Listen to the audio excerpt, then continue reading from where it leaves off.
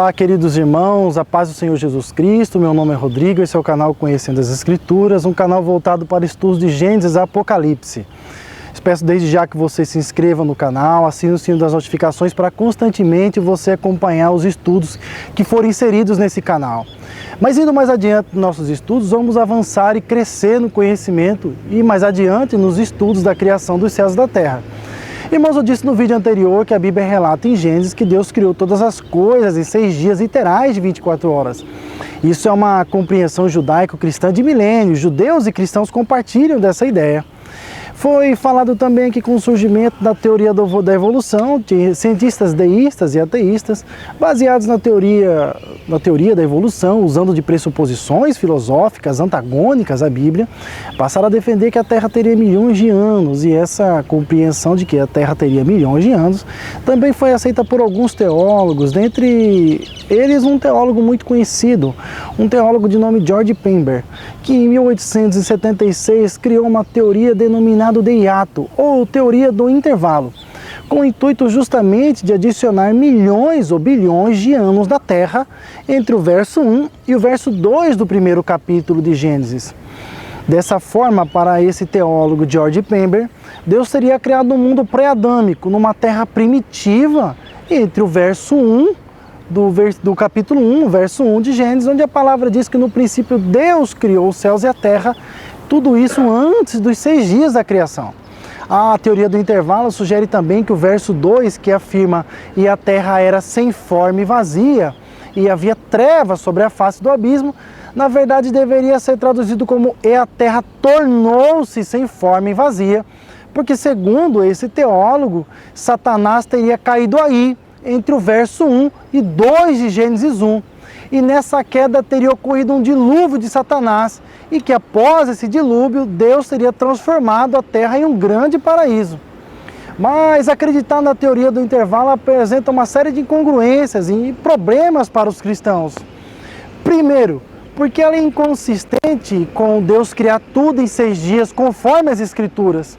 Em Êxodo 20:11, a palavra declara que porque em 6 dias Deus fez os céus e a terra, o mar e tudo que neles há, e ao 7º dia descansou. Portanto, abençoou o Senhor o dia de sábado e o santificou. Se você fazer uma análise do contexto de Êxodo 20:11, você verá que não é possível encontrar um intervalo nisso, é impossível. Uma segunda explicação seria que essa versão contraria as Escrituras por localizar a morte, a doença e o sofrimento antes da queda de Adão. No relato de Romanos 5:12, a palavra diz que por um homem entrou o pecado no mundo e pelo pecado a morte. Assim também a morte passou a todos os homens, por isso que todos pecaram. Romanos 5:12. Então não há como ter um intervalo nisso aí, não há como ter ocorrido a queda de Satanás aí no verso 1 e 2 de Gênesis, porque todo mal só entrou ao mundo após o pecado de Adão. Há muitos outros problemas em acreditar nessa teoria. No entanto, nós devemos nos perguntar se algo importante tivesse acontecido entre os 2 versículos, Deus não nos teria dito claramente. Em Gênesis 1:31, a Bíblia afirma que quando Deus criou todas as coisas, viu que tudo que Ele fez era muito bom. Ele com certeza teria dito se o mal tivesse entrado no mundo através da queda de Satanás durante o intervalo. Isso significaria que morte, doenças, sofrimento ocorriam antes da queda de Adão em pecado. Mas Romanos 5:12 diz que tudo isso ocorreu após o pecado de Adão. Quanto à queda de Satanás, meus irmãos, a Bíblia não informa quando ocorreu. Sabemos que quando Adão e Eva pecaram, Satanás agiu como um tentador. E nesse momento ele já havia pecado. Em João 8:44 diz que o diabo foi homicida desde o princípio e não se firmou na verdade. Mas a informação mais clara acerca da queda de Satanás foi dada pelo apóstolo Paulo em 1 Timóteo 3:6, onde Paulo informa que Satanás caiu por causa do seu orgulho. Mas Paulo não desenvolveu e nem explicou nada a respeito disso. Por algum motivo, Deus em sua sabedoria não considerou importante relatar sobre a origem e a queda de Satanás, mas informou o destino de Satanás, é o inferno.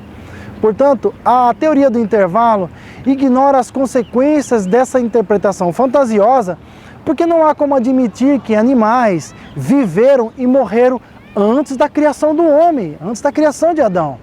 Entre os versos 1 e 2 de Gênesis 1 não ocorreu nada. Deus estava criando todas as coisas e ponto final. A Bíblia nos dá a verdadeira história da criação. A palavra de Deus deve ser autoridade final sobre todos os assuntos sobre os quais ela fala. Não apenas nas questões morais, espirituais, mas também na história, na arqueologia, na ciência, em todos os ramos do conhecimento. O que está em jogo é a autoridade das Escrituras. Logo, se os primeiros versículos de Gênesis não são história verdadeira, literal, então a fé no resto da Bíblia está prejudicada, incluindo o seu ensinamento sobre a salvação e a moralidade. Eu, Rodrigo, fico com a Bíblia em seu sentido mais literal. Deus criou todas as coisas em 6 dias literais e nada mais. E é isso que está escrito na Bíblia. Fiquem com Deus e a paz do Senhor.